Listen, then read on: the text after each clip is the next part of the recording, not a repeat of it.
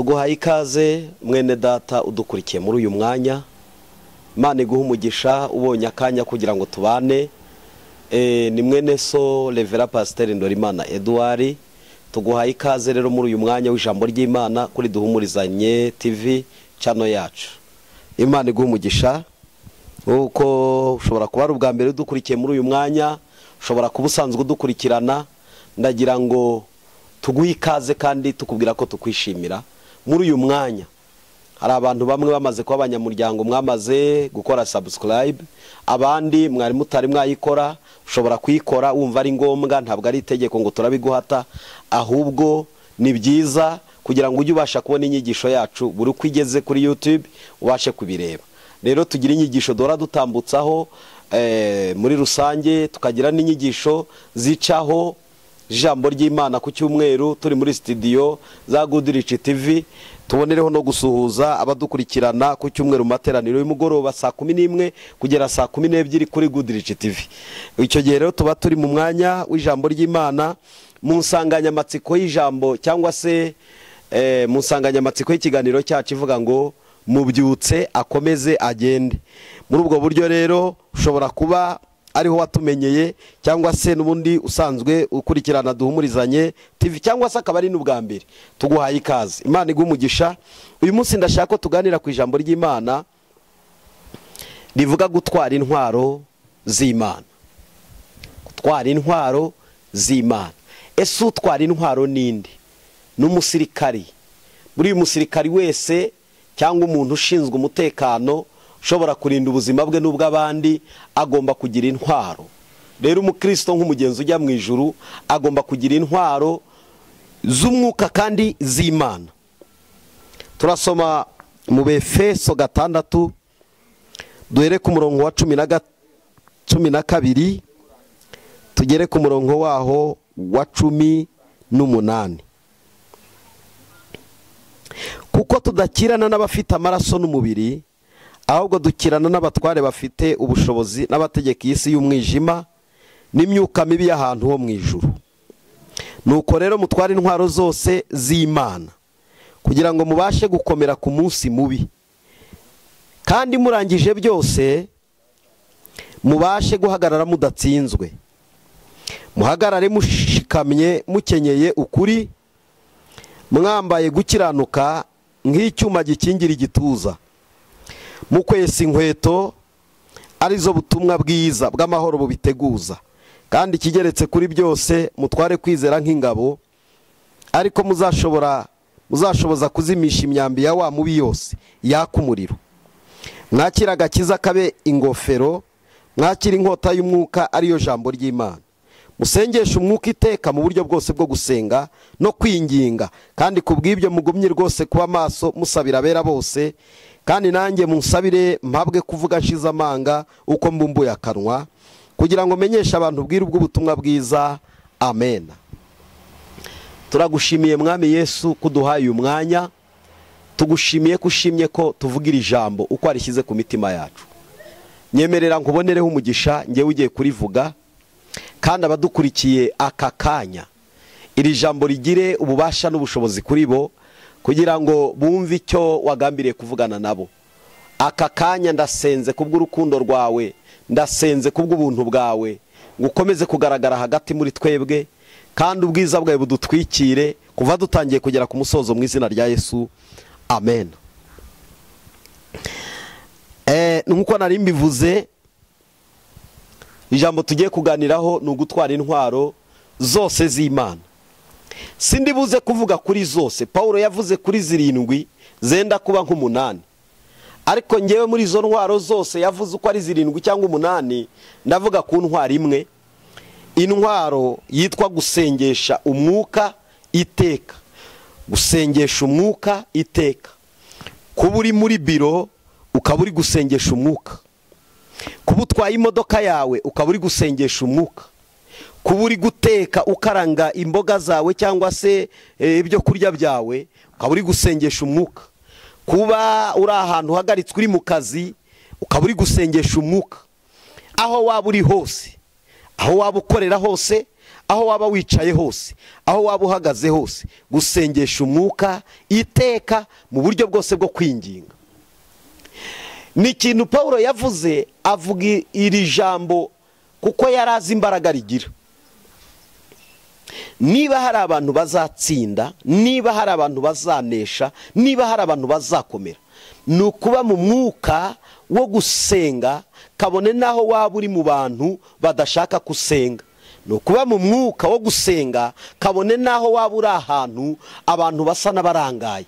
Abantu bagira ibibarangaza, bagira ibintu bahugirwamo, bagira ibintu basa naho bagize ibya mbere, ariko umuhanga wo kurwana n'iyi si no kurwana n'imyuka itagaragara y'ahantu ho mu kirere cyangwa se y'ahantu ho mu ijuru, ni imyuka ikurwanya isegonda ku isegonda, umunota ku munota, isaha ku isaha, iminsi ku minsi, amezi ku mezi, imyaka ku myaka. Iyi myuka ntiyakorohera wowe nubwo wayorohera. Iyi myuka ntiyarangara kabone we naho warangara. Iyi myuka ntigukunda kabone naho utabizi. Iyi myuka ntigufitiye gahunda nziza kabone naho amaso yawe atabireba. Iyi myuka ntifite kuguha umugisha kabone naho amatwi yawe atabyumva. Ndagira ngo nkubwire rero, ikintu gikomeye cyo gutsinda imyuka ikorera muri iyi si kandi ahantu ho mu ijuru hatagaragara, hataboneshwa amaso y'umubiri, hataboneshwa amaso ayagaragara, ni ugusengesha umwuka iteka mu buryo bwose bwo kwinginga.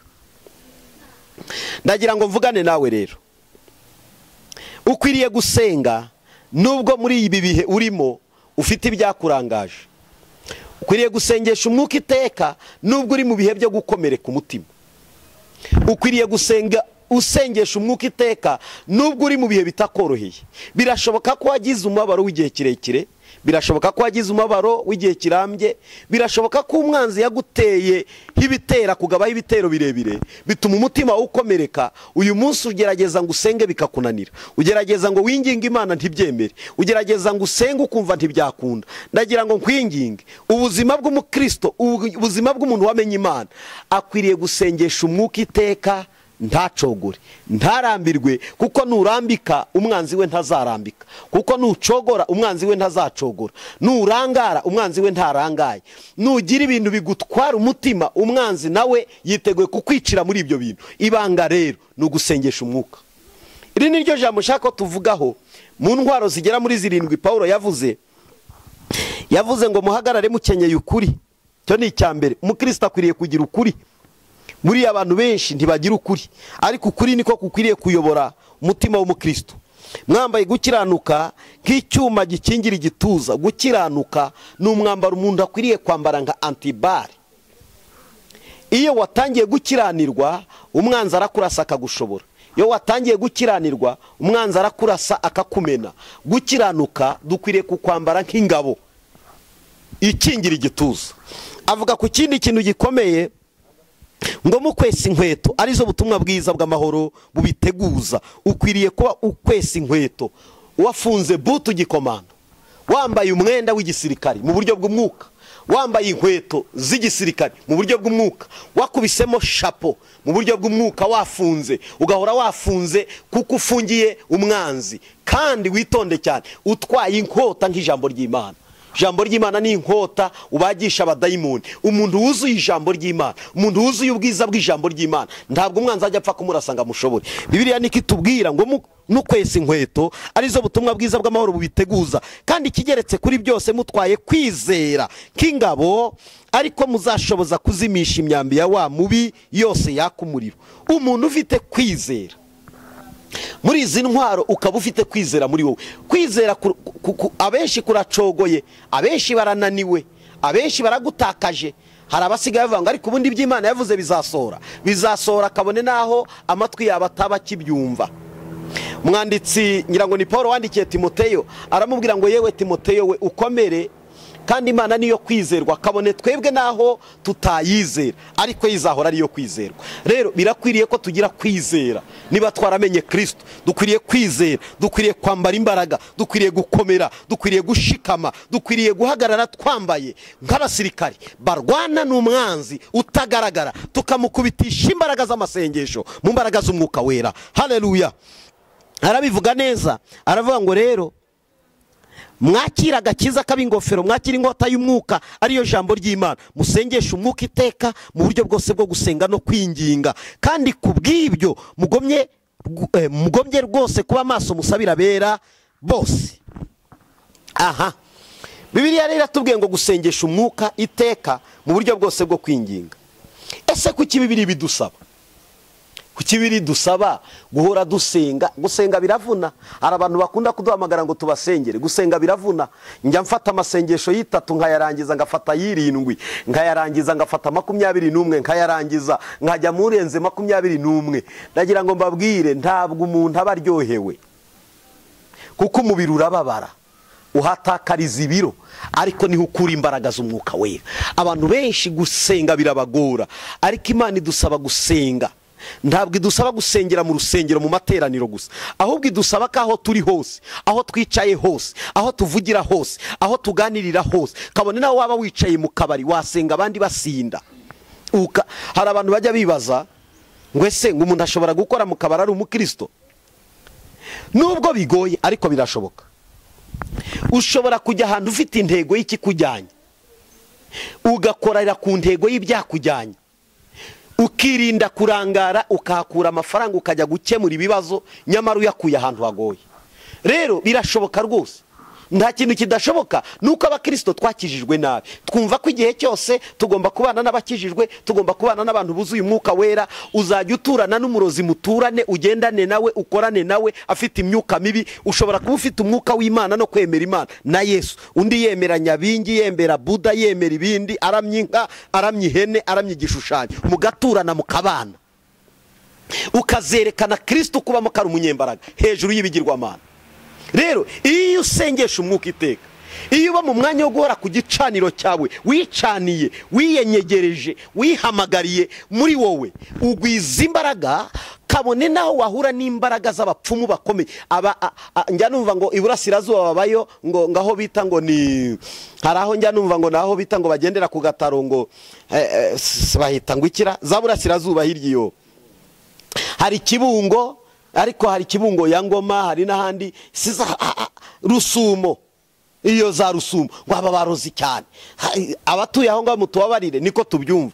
Ngo ni Cyangugu babayo, naho babayo iburengerazuba, ariko n'amajyaruguru mu Birunga babayo, erega na za Butare mu majyepfo babayo. Ndagira ngo nkubwire, nta abantu babi bataba. Buriya nushaka kugira ngo uhunge umuntu mubi, hari igihe uzahunga ku mubi ugasanga uhungiyeho we ni mubi kuruta uhunze. Ibanga rya mbere ni ugusengesha umwuka iteka. Iyo usengesha umwuka iteka nta kigutera ubwoba. Hari abantu bahora bimutsa abarozi, yimutsa avuye Kicukiro agiye Kacyiru. Yewe mwene dako wimutse ngo hari umurozi uteye ubwoba. Hari igihe wimuka umurozi wari uyoboye isibo ukajya guturana n'uyoboye umudugudu. Hari igihe wimuka umurozi uyoboye umudugudu ukajya guturana n'uyoboye akagari. Uko burya buri midugudu n'imirenge hari abarozi bayoboye nabo muri icyo kirere cy'umwuka. Ugasanga rwose uwimutse aje muri iyo karitsiye bazi niba asenga niba adasenga. Niba rero usenga ukaba ugiye kubarwanya, afite iyo connection yo kubimenya. Hari igihe rero uhora uvuga ngo ndimuka hariya ni habi, hariya ni heza, hariya ni heza, hariya ni habi, ugazasanga ahubwo ugiye guturana noneho n'umupfumu w'akarere. Bibaho mupfumu w'akarere mugaturana. Imyuka yose igenda igira imbaraga bitewe n'ukuntu abantu bagenda bacisha ibintu byabo. Hari abantu bacisha ibintu byabo barabigira. Birashoboka ibimvuga ko utabyumva kuko utari wamenya amarozi, ariko abarozi bariho barakora, nubwo biyita ko ari abanyembaraga ariko ni abanyantege nke imbere y'umunyamasengesho, imbere y'umuntu usengesha umwuka iteka, ni abanyantege nke. Rero Bibiliya yadutegetse ngo dusengesha umwuka iteka. Kubera ikirere bidusaba, ikaba ibidusaba nuko hari imyuka ihari. Ariko ibaze, reka ngubwire, ibaze kubona uvuka bigoranye, ugakura bigoranye bitewe n'imyuka wavukiyemo n'abagiye bakuroga. Ugakura iyi myuka ukirana nayo uyu munsi ikabituma udashobora gushaka. Imyuka ukirana nayo ikabikwicira ubukwe bwari bugiye kuba. Igihe ugiye kugira ngo uzamuke ugere ahantu heza nibwo uhanuka. igihe usabwe hakarongora undi cyangwa hakarongorwa undi, igihe uri kurambagiza umwana wawe wikundiye witereteye wirambagirije bikugoye, uri kumubaza ngo ayiravi yayikundiye, mwakundanye ibintu byose ni rove, ukajya kubona ukabona inkonkobotsi zikwambura ntuzi iyo ziva, utekereza ko ari ibintu bisanzwe. Igihe cyose niwe unyagwa ibyo wari ubonye, igihe cyose niwe wamburwa amahirwe, igihe cyose niwe usahurwa byose. Ese utekereza ko ari ibintu bisanzwe? Wagira ngo wubatse urugo iwanyu, yewe iwanyu zigenda zisenyuka, nawe urabizi mu muryango, urebe neza mu muryango y'iwanyu urasanga ni bande bubatse bakomeye, ni bande kari mbarwa. Usanga hari imyuka igize ngo bubake bagasenya, bagira ngo batere intambwe bagahanuka, bagira ngo bazamuke bagahanuka, bagira ngo bagire icyo bakira. Yewe igihe bazamutse bageze ku rwego rwiza niwo munsi wo kumanuka kwabo. Utekereza ko ari umwuka wavuye mu ijuru ku Mana Data?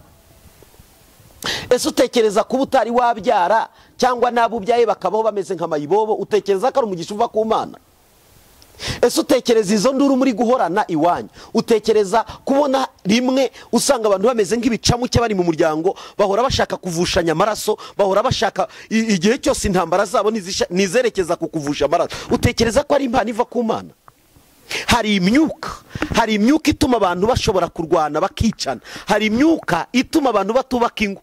Iyo ashatse umugore mwiza ntajya abimenya, aruhuka ari uko ashatse undi. Iyo ashatse umugabo mwiza ntajya abimenya, aruhuka ari uko agiye gushaka undi. Ugasanga umuntu arongoye abagore 7, umugore arongoye n'abagabo 7. Ibyo ntabwo ari umwuka uva ku Mana. Ndagira ngo mbabwire, dufite imyuka dukirana nayo twebwe twita ngo ni ibyoroshye, ariko Imana ishaka ko dusengesha umwuka iteka kugira ngo tubashe gutsinda iyo myuka. Ndagira ngo nkubwire, uzi kubona wiga ukiga bikugoye kubona ka diplome ukabakobotsa amavi, uzi kubona ubona akazi ari uko wuriye imisozi ugasenga, utekereza ko ari ibintu bisanzwe? Erega reka nkubwire, nutamenya urugamba urwana nabyo, nutamenya imyuka ukirana nayo, ushobora kuzasoza n'abatari wo mugambi w'Imana. Tekereza umwuka urwana nawo.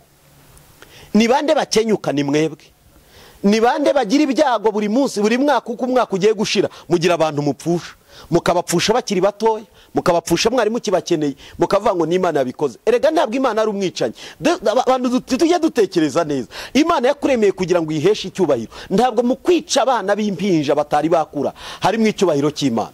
Ntabwo kubikenyura, kubona yica umugabo agasiga uruhinja ntabwo ari icyubahiro cy'Imana. Kubona umugore asiga impinja ntabwo biri mu icyubahiro cy'Imana. Twaremewe kugira ngo duheshe Imana icyubahiro. Guhora mukenyuka buri munsi rero mugapfusha abantu bakiri batoya, ni mwebwe mwagize ibyago. Ni bande basimbura n'ibyago? Ni mwebwe. Ni bande barwara indwara z'ibyorezo za kanseri, za hepatite n'ibindi byinshi, ibirwara bikaza ukagira ngo ni mwebwe mwabigabanya. Ntabwo ari umugabane w'abana b'Imana. Iyo ni imyuka. Hari imyuka iteza uburwayi, hari imyuka iteza amakimbirane, hari imyuka. Bibiliya yavuze ngo kuko tudakirana n'imyuka y'ahantu igaragara, nkuko Bibiliya yatubwiye hano mu Efeso 6 umurongo waho wa 13 wa 12, kuko tudakirana n'abafite amaraso n'umubiri, ahubwo dukirana n'abatware, n'abafite ubushobozi, n'abategeka isi y'umwijima n'imyuka y'ahantu ho mu ijuru. Buriya njya nkunda kubwira abantu, igihe cyose ubuze imbaraga, ikikurushije imbaraga kirakumira. Igihe cyose udafite imbaraga, ikikurushije imbaraga kirakumira. Njya ndeba ubuzima bw'inyamaswa mu ishyamba, intare niyo nkuru. Iryo dukoko akanyamaswa kayibonye kariruka kagahunga kuko irakarya. Uzi impamvu ziyihunga? Irazirusha amaboko. Iyo umwanzi ukurwanya kurushije imbaraga aragutegeka, aragukandamiza, arakuyobora. Niyo mpamvu hari imyuka itagaragara rero ifite imiryango yacu, ituma tubyara abana batuzuye, ituma duheka abana bafite akababaro, ituma dukurira mu mibabaro, ituma dukurira ari za karande ziteye ubwoba. Ukwiriye kumenya imyuka ukirana nayo. Ese iyo urebye mu muryango iwanyu hari uwuhe mwuka? Iyo urebye umwuka ukugendaho ni uwuhe? Ujye wireba uvuga ngo ariko ishingiye kubimbaho, ubu nta mwuka ungendaho, ubu nta mwuka mubi Satani yohereza kuri jyewe utuma ubuzima mbamo mpora nisanga nabaye gutya, mpora nisanga muri ibi, mpora nisanga byagenze gutya, mpora nisanga gutya. Usobanukirwa umwuka ukirana nawo, wige gusengesha umwuka iteka. Basi niba udashoboye gusenga, shaka abagusengera. turi hano kugira ngo tubafashe gusenga, turi hano kugira ngo tubamurureho iyo myuka. Abakozi b'Imana ni abantu Imana yashyizeho, ni abapolisi mu bwami bw'Imana bashinzwe kugarura amahoro y'abana b'Imana. Ariko biratangaza kuba umuntu agira imyuka imurwanya imugendaho, akaba atahamagara na pasiteri, akaba atabwira umukozi w'Imana ngo mfasha dusenge twingingire iki kintu, akarinda ab'imbata yacyo, akazarinda agipfiramo hejuru y'ubutamenya. Biratangaje. Turi hano nk'abapolisi bo mu bwami bw'Imana kugira ngo tubafashe, tubasengere, tugire ibintu tubirukanamo, tugire imbaraga dutsikamira, tugire ibyo tubangamira mu mbaraga z'umwuka wera. Haleluya. Imana ishimwe cyane. Rero nagira ngo mvuge iki kintu, iyi myuka y'ahantu ho mu ijuru ntigira ikintu itinya, ntigira umuntu itinya. Ahari ushobora kuvuga ngo ngewe ngo ntiyanshobora. Imyuka itinya umuntu usenga, agasenga mu kuri no mu mwuka. Iyo bitagenze gutyo, iyo bitabaye bityo, umuntu wese iramutinyuka. N'abasenga ndetse ishobora kubagabaho ibitero bagatsindisha ko basenga, ariko yabatinyutse.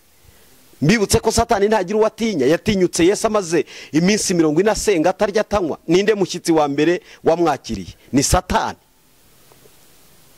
Iyi myuka rero irashaka ko uyisengera, ukayisenya nta mbabazi uyifitiye. Numara kwimenyaho ikibazo ufite, ukareba n'ibikubaho impamvu zabyo, ukamenya ko burya atari uruhare rw'Imana. Imana irashaka ko ufata umwanya ugasengesha umwuka iteka, ukayisenya. Iyi myuka ishobora kuba mu muntu ukomeye, ikamwinjirira, ntirebe gukomera kwe, ikamusenya. Twebwe ab'inyuma tukareba umuntu ukomeye, ufite icyubahiro, ufite poste nziza, ufite garade yo hejuru, usa n'ugaragara ko ameze neza, ariko yarashize ataryama, ibimuniga bihari, ibirara bimukanda bihari, amajoro ntaryama ngo asinzire, yitwa ko akomeye, ariko iyo myuka ntabwo ireba ko akomeye. Iyi myuka ntitinya inzu nziza urimo, oya, ntitinya sekanyori yazirya ya masinga azengurutse igipangu arimo amashanyarazi. Iyi myuka ntitinya ko igipangu cyanyu kugira ngo umuntu akinjiremo hariho umusirikare ufite imbunda cyangwa se umurinzi ufite imbunda. Iyi myuka yitwa ko ari imyuka mibi, ntitinya kurara mu nzu yo hejuru mu igorofa ya 7 cyangwa ya 10. Iyi myuka ntitinya kurara hasi mu mazu yo hasi. Iyi myuka ntitinya amafaranga ufite kuri konte. Iyi myuka ntitinya imodoka ugenderamo, uyigenderamo iyo myuka yarakuzonze, ukagira ibibazo, ukaribwa umutwe, ukaribwa umugongo, ukaribwa inda, ukashira, ukajya ugenda warashize, abantu bakakureba mu cyubahiro ariko wararangiye. Iyi myuka irakwica, ikakwicira mu bintu byiza. Nicyo gituma gusenga ntibireba abakene, kwinginga mu buryo bwose bwo kwinginga. Hari abantu batekereza ngo acanga ibyo n'ibyo abantu bari cheap, bari hasi, babakene basuzuguritse. Iyo udasenga ngo usengeshe umwuka iteka, iyi myuka nta muntu itinya. Nditinya intwaro, nditinya igifaru n'izindi mbunda ntazi sinigeze mu musirikari. Iyi myuka y'ahantu ho mu ijuru, iyi myuka irwanya abantu bose, irabazonga, ikabica, ikabazonga, bakagera ku rwego bagaragara nk'abameze neza ariko barashize. Ubu hari umuntu udukurikiye uryama mu gitanda cyiza ariko yaburiyemo amahoro. Hari umuntu udukurikiye ugendera mu modoka nziza ariko yaburiyemo amahoro.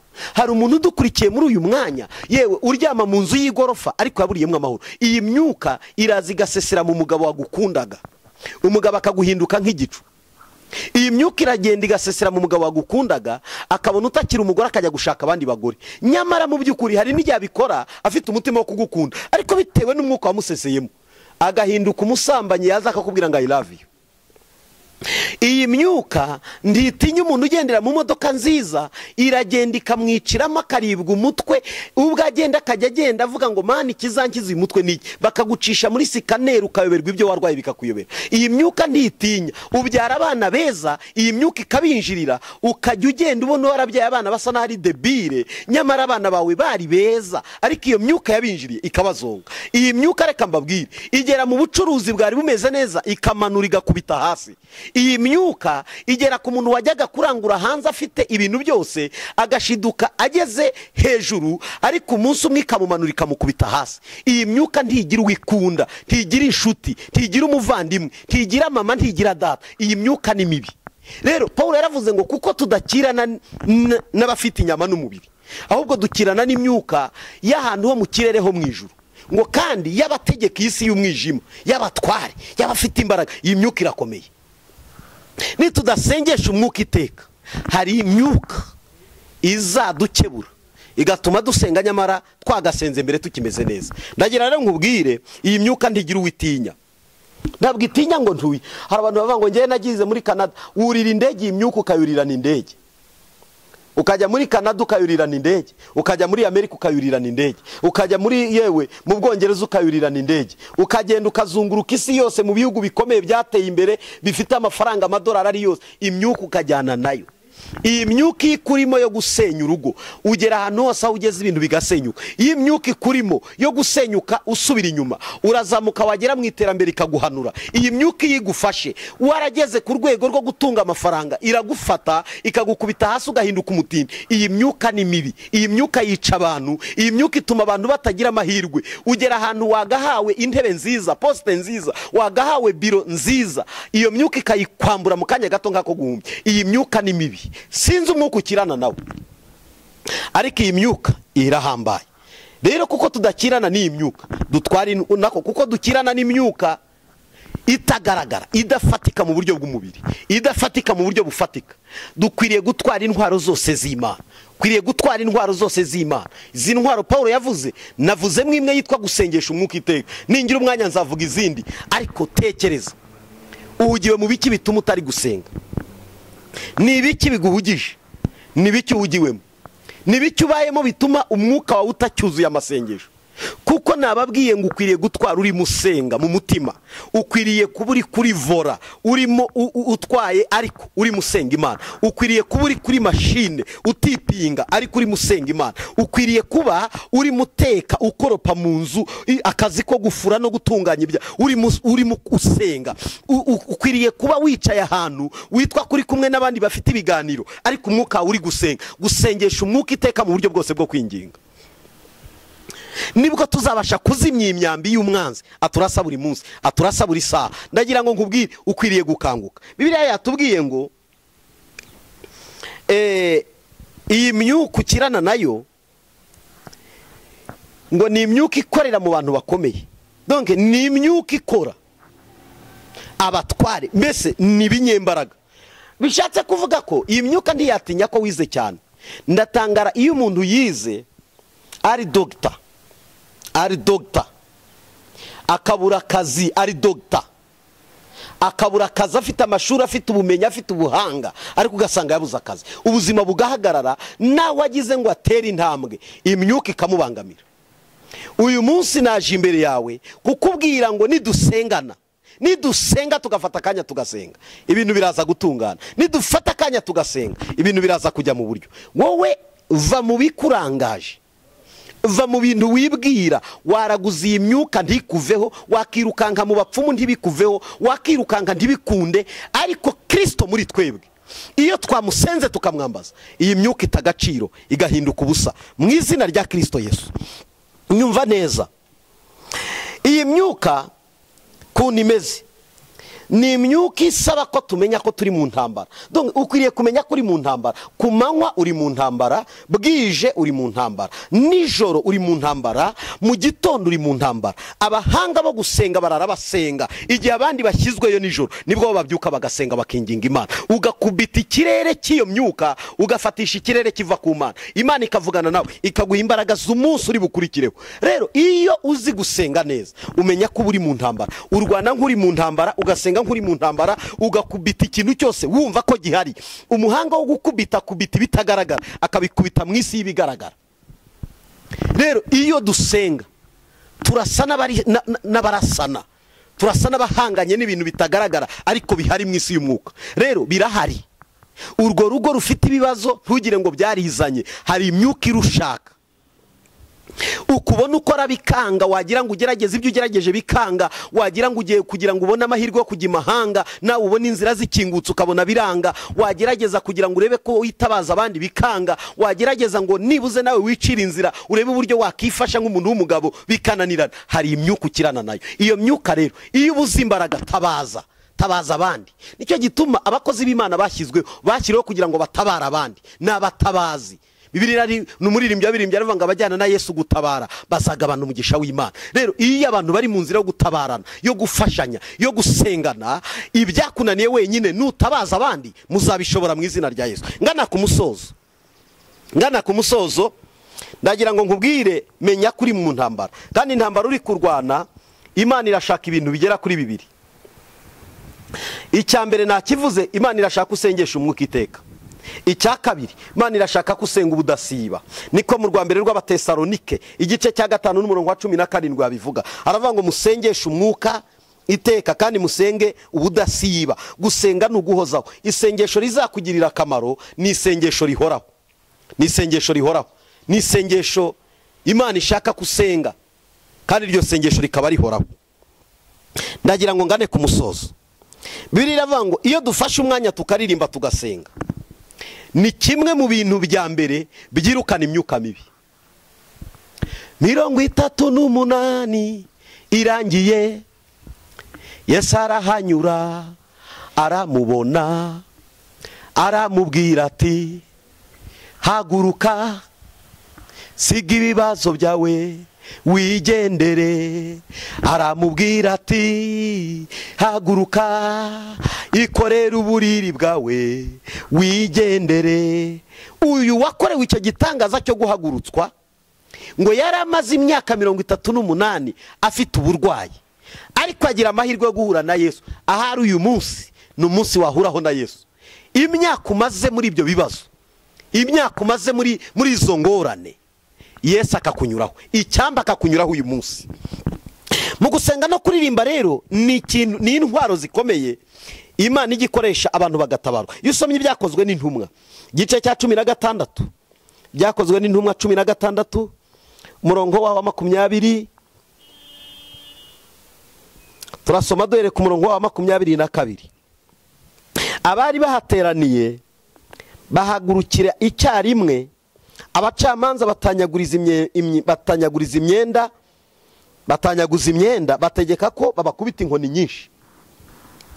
Bamaze kubakubita inkoni nyinshi, babashyira mu nzu y'imbohe. Uyu ni Pawulo na Sila. Yesu ashimwe cyane. Ndagira ngo nkubwire imbaraga zasohoye Pawulo na Sila mu nzu y'imbohe. Imbaraga zasohoye Pawulo na Sila mu nzu y'imbohe bakoresheje kuririmba no gusenga, batitaye ku nkoni bakubiswe, batitaye ku byababayeho, batitaye ku gahinda k'ibyari bibabayeho. Mu bucamanza bari bashishimuye imyambaro ngo nimubakubite, nimubagenza uko mushaka. Ngo barabafata barabakubita, ngo bakubita inkoni nyinshi, ngo ariko barasenga bararirimba. Bikwiriye ko dusenga tukaririmba. Ndagira ngo dufatanye umwanya dusenga Imana. Ndagira ngo uririmbire Imana indirimbo wumve kurimo, usenge kuko Imana irabishoboye. Imana yakubohora iyo myuka ikubase, iyo myuka igufashe, iyo myuka yagutsikamiye, iyo myuka ituma utagira huva, iyo myuka itagira ituma ubuzima bwawe busa n'ububoshye burahambiriye. Bakuboshye amaguru n'amaboko baguhambira, ibitekerezo baguhambira, iterambere barahambira. Ariko ndagira ngo nkubwire ntaho utasohoka Imana yumvishe gusenga kwawe. Reka twinginge Imana dushyire ku musozo. Mwami Yesu turagushimiye, ukuboko kwawe gusumba andi maboko yose, imbaraga zawe zisumba izindi mbaraga zose. Ijambo riratubwiye ngo dusengeshe umwuka iteka mu buryo bwose bwo gusenga. Ndinginga aka kanya ngo umwuka w'Imana akore ibikomeye ku bantu bafashe akanya ko gusenga. Imyuka yabashoraga mu byaha, imyuka bashoraga mu ngeso mbi, imyuka bashoraga mu kutakubaha, imyuka bashoraga mu bindi, bakagenda nk'abatagira Imana, nk'abatubaha Imana, bakagenda badafite nk'ubwenge. Ijambo ryaravuze ngo ntitukagende nk'abadafite ubwenge. Iyo abantu bagenda buzuye umwuka wera, bagomba kugenda nk'abafite ubwenge. Ndagushimiye ko uyu mwanya hari imbaraga umenaguye, hari imyuka usenyaguye, kandi kubw'ijambo ryawe wirerekeresha ibimenyetso n'ibitangaza. Urakoze kugize neza mu izina rya Kristo Yesu, amen.